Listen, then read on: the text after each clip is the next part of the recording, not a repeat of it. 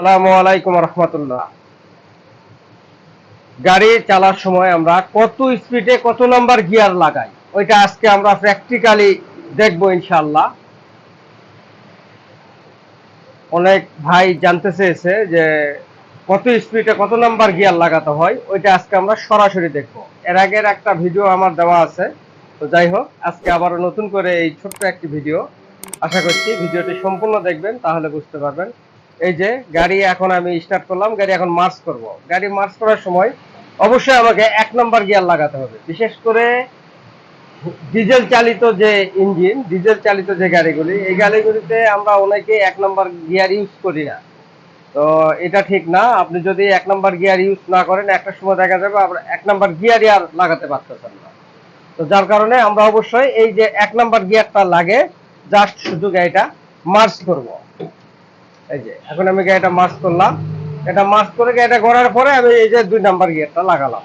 আচ্ছা, 2 number gear লাগার পরে এই যে দেখেন আমার গাড়ি 20 কিলোমিটার স্পিড, আমি 3 নাম্বার গিয়ার লাগালাম। এটা বাসের ক্ষেত্রে, ছোট গাড়ি ক্ষেত্রে একটু আলাদা, স্পিড কম বেশি হবে। তো এই যে দেখেন আমি 3 নাম্বার লাগে টান দিলাম, যে আমার গাড়ি প্রায় 30-35 স্পিড, আমি 4 নাম্বার গিয়ার লাগালাম। এরপরে আপনি রাস্তা ফাঁকা পাইলে গাড়ি টান দিবেন। এই যে আমার স্পিড প্রায় 60-এর কাছাকাছি, আমি এখন 5 নাম্বার গিয়ার লাগালাম। এই যে আমার 5 নাম্বারে চলতেছে। রাস্তা যদি ফাঁকা হয় আপনি গাড়ি টানেন, আপনার গাড়ি টানেন প্রায়, এই যে এখন রাস্তা যদি ফাঁকা হয় দেখেন আমার টপ গিয়ার হচ্ছে 6 নাম্বার গিয়ার, টান দিলাম ফাঁকা রাস্তা, আমার স্পিড প্রায় 70, আমি এখন এই যে 6 নাম্বার গিয়ার লাগালাম। এরপরে আপনি ফাঁকা রাস্তা আপনি টানেন, আপনি যতদূর পারেন আপনি টানবেন, সমস্যা নাই।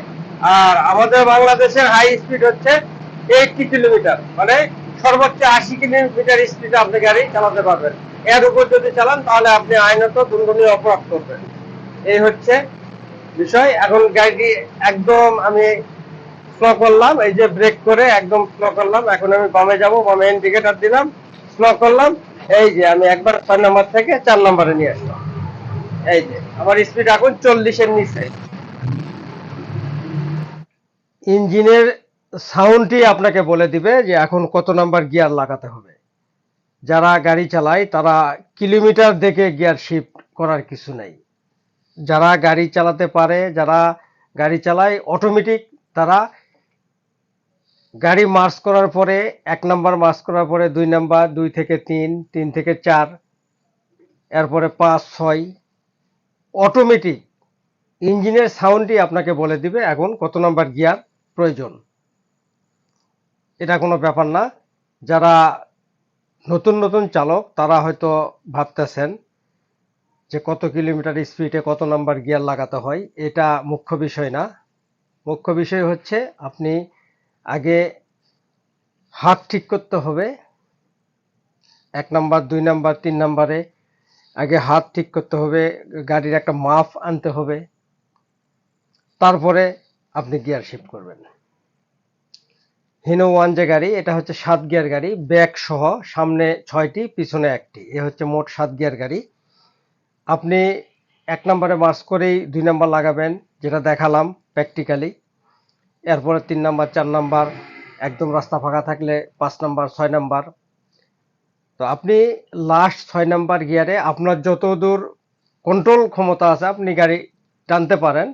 বাট আমাদের বাংলাদেশের 2018 মোটরযান আইন অনুযায়ী সর্বোচ্চ কিলোমিটার হচ্ছে 80 কিলোমিটার, মানে 80 কিলোমিটার স্পিডে আপনি চালাতে পারবেন। এর বেশি যদি চালান তাহলে আইনত দণ্ডনীয় অপরাধ হয়ে যাবে।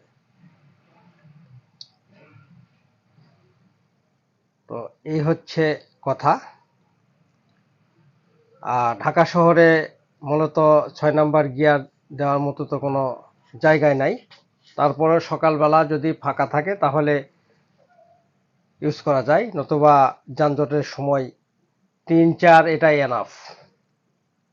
বিশেষ করে বাসের কথা বললাম, আমি যেহেতু বাস চালাই সেহেতু বাসের কথা বললাম। আর অন্যান্য যেগুলা ছোট গাড়ি আছে সেগুলার অনেক অটো আছে, অটো গিয়ার গাড়ি এমনিতেই অটোমেটিকলি শিফট হয়ে যায়, গাড়ির গতির উপরে অটোমেটিকলি গিয়ার চেঞ্জ হয়ে যায়। আর হচ্ছে যেগুলা ছোট গাড়ি অনেক ম্যানুয়াল আছে, ম্যানুয়াল হচ্ছে বাসের যেরকম স্পিড, ধরেন যে গাড়ি মার্চ করার পরে 2 নাম্বার লাগালাম, এরপরে ধরেন 20-25 ওঠার পরে 3 নাম্বার লাগালাম, 35-40-এর মধ্যে 4 নাম্বার লাগালাম। ছোট গাড়ির ক্ষেত্রে হয়তো আর একটু স্পিড বেশি হওয়ার পরে গিয়ার চেঞ্জ করতে হবে। এরকম যে গাড়ি চালান না কেন, যদি একদম যারা পুরাপুরি গাড়ি চালা শিখে গেছে বা পুরাদমে গাড়ি চালাচ্ছে, তারা অবশ্যই নিজেরাই গাড়ির ইঞ্জিন সাউন্ডেই বুঝতে পারবে যে এখন কত নাম্বার গিয়ার লাগার প্রয়োজন বা এখন কত নাম্বার গিয়ার আছে। এই হচ্ছে বিষয়। তো পরবর্তীতে আরো একটা ভিডিও দিব এই ব্যাপারে। আজকের ভিডিওটি অনেক বড় হয়ে যাবে, যার জন্য এক ভিডিওতে বলা সম্ভব না। তো আপনি রানিং স্পিডে আছেন, 80 কিলোমিটার স্পিডে হঠাৎ করে স্লো করলেন, কিরকম স্লো করলে কত নাম্বার গিয়ার লাগাতে হবে, এই একটা ভিডিও পরবর্তীতে আনবো ইনশাল্লাহ। আশা করি বুঝতে পেরেছেন। তো আজকের মতো এখানেই। ভালো থাকবেন, সুস্থ থাকবেন। আর আমার এই ভিডিওটি যদি ভালো লাগে অবশ্যই লাইক, শেয়ার ও কমেন্ট করতে ভুলবেন না। পরবর্তীতে আবারও কোনো ভিডিও নিয়ে আসবো, দেখার আমন্ত্রণ জানিয়ে শেষ করছি। আসসালামু আলাইকুম ওয়া রাহমাতুল্লাহ ওয়া বারাকাতুহু।